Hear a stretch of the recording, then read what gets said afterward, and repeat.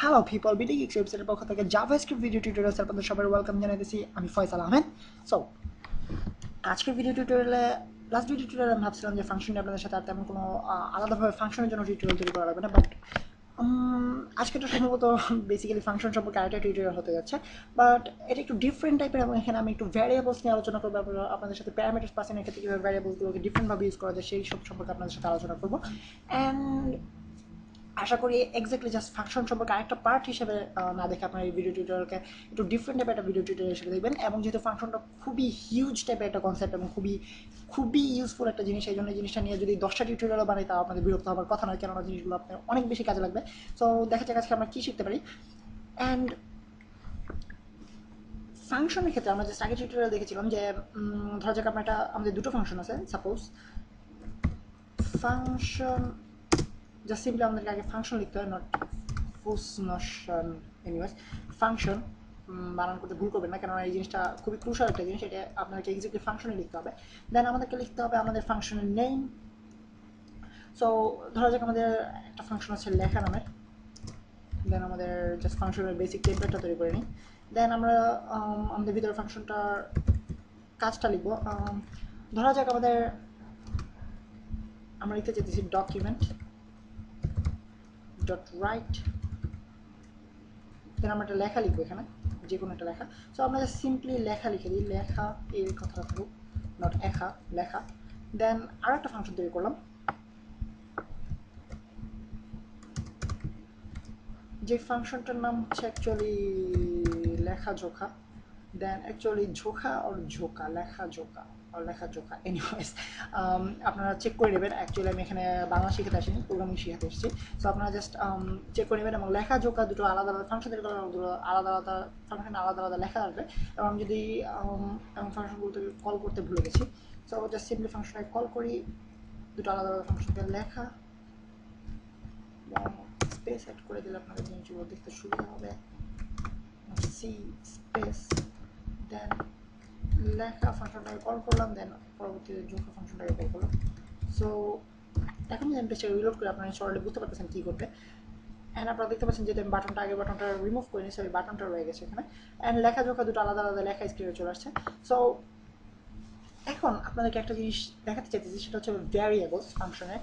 ফাংশনের ক্ষেত্রে দুইভাবে আমরা ভ্যারিয়েবল ডিক্লেয়ার করতে পারি। আমি আপনাদেরকে বলছি যে ভ্যারিয়েবলসের টাইপ বেসিক্যালি 4 ধরনের, বাট বেসিক্যালি আমরা 2 ধরনের ভ্যারিয়েবল ফাংশনের ক্ষেত্রে আলাদা আলাদা দুটো টাইপ আছে। আই মিন এটা টাইপের উপর ডিপেন্ড করে তৈরি করা হয় ভ্যারিয়েবলের এই ক্লাসিফিকেশনটা।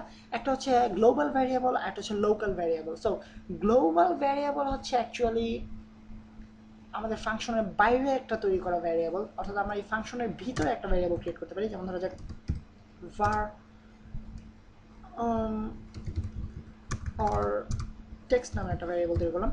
সো var text এই ভ্যারিয়েবলটা আমরা ভিতরে তৈরি করলাম এবং এটাতে আমরা লিখে দিলাম সাপোজ লেখা। সো এটা হচ্ছে আমাদের ফাংশনের ভিতরে, অথবা আমরা ফাংশনের বাইরে আমরা ভ্যারিয়েবল ক্রিয়েট করতে পারি। var, সরি আমাদেরকে নাম লিখতে হবে। অ্যান্ড আমরা প্রথমে দিই টেক্সট 1, যেটা আমরা জানি যে অলরেডি আমরা নাম্বার ইউজ করতে পারি ভ্যারিয়েবল ক্ষেত্রে, বাট অবশ্যই প্রথমে না। আপনারা জিনিসটা মাথায় রাখবেন। এবং ভ্যারিয়েবলের টিউটোরিয়াল আপনাদেরকে বলা হয়েছে যে অবশ্যই প্রথমে ভ্যারিয়েবল নামের প্রথমে আমরা নাম্বার ইউজ করবো না। So text 1 and text 2। So text 1 and text 2 দুটো ভ্যারিয়েবল তৈরি করলাম আমরা, এবং অন্যটাতে লেখা আছে ঝোঁকা। সো এখন আমি যদি এই ভ্যারিয়েবলের মাধ্যমে যদি আমি ভ্যালুটাকে পাস ইন করি, সো আপনারা দেখতে পাবেন যে আমি যে সিম্পলি যদি এখানে টেক্সট 1 লিখি, দেন পেজটাকে রিলোড করলে আপনারা দেখতে পাবেন। আর আমি এখানেও টেক্সট 1 লিখে দিই,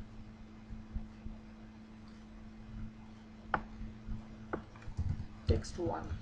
দেন আমি যদি পেজটাকে রিলোড করি, আপনারা দেখতে পাচ্ছেন জাস্ট একটা লেখা আসছে স্ক্রিনে। যদি আমি ফাংশনটাকে দুইবার কল করেছি এবং দুই ক্ষেত্রে টেক্সট 1 এই লেখাটা ইউজ করেছি এবং দুইবারই ফাংশনটাকে কল করেছি, বাট আমাদের হিসাব মতো দুবারই লেখাটা আসার কথা, কারণ আমরা ভ্যারিয়েবলটাকে ক্রিয়েট করেছি এবং এই ভ্যারিয়েবলটাকে আমরা কল করেছি ডকুমেন্ট ডট রাইটের মাধ্যমে, বাট আসতেছে না দুইবার। কেননা এইখানে এই ফাংশনটা আমরা এই ভ্যারিয়েবলটা যেটা আমরা ফাংশন লেখার ভিতরে ক্রিয়েট করেছি সেই ফাংশনটা একটা লোকাল ভ্যারিয়েবল। এটাকে বলা লোকাল ভ্যারিয়েবল কারণ আমরা শুধুমাত্র ফাংশনের ভিতরে ক্রিয়েট করেছি এবং এই ভ্যারিয়েবলটা শুধুমাত্র এই ফাংশনের ভিতরেই ইউজফুল। অর্থাৎ আমি শুধু এই লেখা ফাংশনের ভিতরে এই ভ্যারিয়েবলটাকে, আমার যদি এখানে আরও হাজারটা লাইন থাকে এই ফাংশনের ভিতরে, আমি প্রত্যেকটা লাইনের ক্ষেত্রে আমি এই ভ্যারিয়েবলটাকে ইউজ করতে পারবো। বাট এর বাইরে যদি আমাদের একটা লাইনও থাকে সেক্ষেত্রে আমরা এই ভ্যারিয়েবলটাকে ইউজ করতে পারবো না। সো আমাদেরকে মাথায় রাখতে হবে যে অবশ্যই আপনাকে মাথায় রাখতে হবে যে এটা ভ্যারিয়েবল দুইটা টাইপ, একটা হচ্ছে লোকাল এবং একটা হচ্ছে গ্লোবাল। সো লোকালটাকে আমরা ভিতরে ইউজ করতে পারবো এবং গ্লোবালটাকে আমরা বাইরে ইউজ করতে পারবো। সো গ্লোবালটা আমি আগে ক্রিয়েট করেছি বাট আপনাদেরকে বলিনি, এটা হচ্ছে গ্লোবাল ভ্যারিয়েবল যেটা আমরা বাইরে ক্রিয়েট করলাম ফাংশনে। সো এই জিনিসটাকে আমরা যদি ভিতরে ইউজ করি আপনারা দেখতে পাবেন এই মুহূর্তে যে আমি যদি এখানে টেক্সট2 ইউজ করি জোখা ফাংশনে অ্যান্ড দেন লেখা ফাংশনে আমি সেম কাজটা করি ডকুমেন্ট ডট রাইট, দেন আমাদের ফাংশনের টেক্সট2 ইউজ করবো আমরা।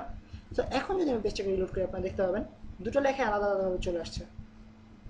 জোখা যদি আপনারা বুঝতে পারতেছেন কিনা আমি নিজেও শিওর না, অ্যান্ড আপনাদের জন্য একটু স্পেস অ্যাড করে দেওয়া যায়। এখন পেজটা রিলোড করলে আপনারা দেখতে পাচ্ছেন যে আসতেছে না, স্পেসটা অ্যাড হয়নি।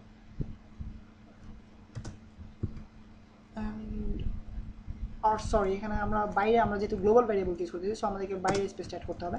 সো আপনারা দেখতে পাচ্ছেন যে বাইরের আমাদের ভ্যারিয়েবলটা আমরা তৈরি করেছি যেটা আমাদের গ্লোবাল ভ্যারিয়েবল হিসেবে কাজ করতেছে। আমরা দুটো ফাংশনের ভিতরে এই জিনিসটাকে ইউজ করতে পেরেছি। বাট এই জিনিসটা আমরা যখন লোকাল হিসেবে তৈরি করেছি তখন আমরা বাইরে এবং বাইরে আমরা ইউজ করতে পারিনি, শুধুমাত্র লেখা ফাংশনের ভিতরে ইউজ করতে পেরেছি। সো এটা হচ্ছে আমাদের অ্যাকচুয়ালি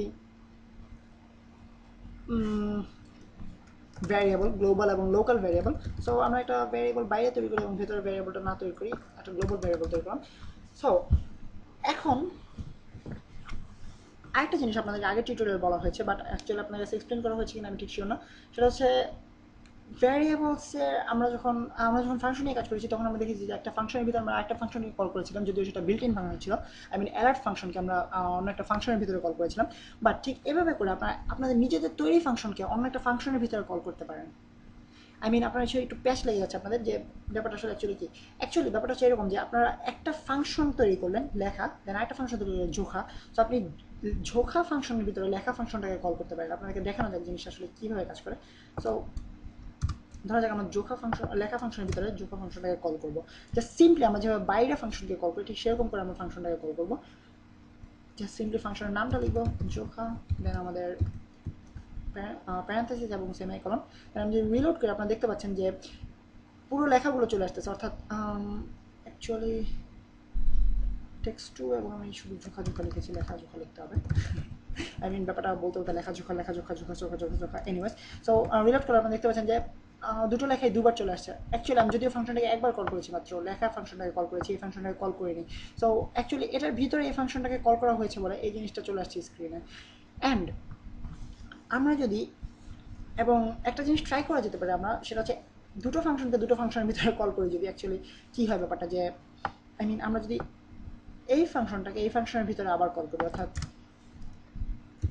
লেখা ফাংশনটাকে জোখা ফাংশনের ভিতরে কল করলাম। সো যে জিনিসটা হবে সেটা হচ্ছে এখানে আসবে, দেন দেখবে আমি ডকুমেন্ট ডট রাইট টেক্সট2, অর্থাৎ এই লেখাটাকে আমি লিখতে বলতেছি স্ক্রিনে, দেন এই লেখাটা লিখবে স্ক্রিনে, দেন আবার দেখবে এই ফাংশনকে কল করতে বলতেছি। সো এই ফাংশনটাকে খুঁজে পাওয়া মাত্র এই ফাংশনটাকে কল করবে, দেন এই ফাংশনটাকে কল করা মাত্র এই লেখাটা স্ক্রিনে প্রিন্ট আউট করবে, দেন আবার দেখবে আমি এই ফাংশনটাকে কল করছি। সো এটা ফিরে যাবে আবার এই ফাংশনে, অর্থাৎ এই ফাংশনের স্টেটমেন্টগুলো রান করবে, দেন আবার দেখবে এখানে এই ফাংশনটাকে কল করেছি। সো এভাবে লুপ চলতেই থাকবে একটা পর একটা। সো আমার যতদূর মনে হচ্ছে আমার ব্রাউজারটা ক্র্যাশ করতে পারে, বাট যদি না করে সেক্ষেত্রে আপনাদের সাথে দেখা হবে, এবং যদি ক্র্যাশ করে ফেলে সেক্ষেত্রে আপনাদের সাথে আর কোনোদিন দেখা হবে না। অ্যান্ড আপনার কাছে বাই বলে নিচ্ছি, আমার জন্য বেস্ট কামনা করবেন। এবং এনিওয়েজ ইমোশনাল কথাবার্তা বলা বাদি। সো দেখা যাক আসলে আমার ব্রাউজার ফেল করে কি করে না। অ্যান্ড পেজটা রিলোড করা মাত্রই আমি যেটা করতে পারি সেটা হচ্ছে আমি এখানে আমার ভয় পাইতেছি অ্যাকচুয়ালি যে আমি দেওয়া মাত্র যদি আমার কম্পিউটার ব্লাস্ট হয়ে যায় সেক্ষেত্রে কী হবে।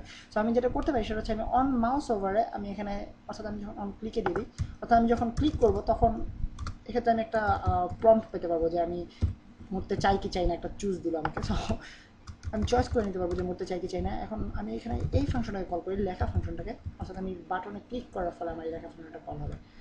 সো এখন যদি আমি পেজটাকে রিলোড, আমি যদি ওয়ার্নে ক্লিক করি দেখা যাক কি হয়।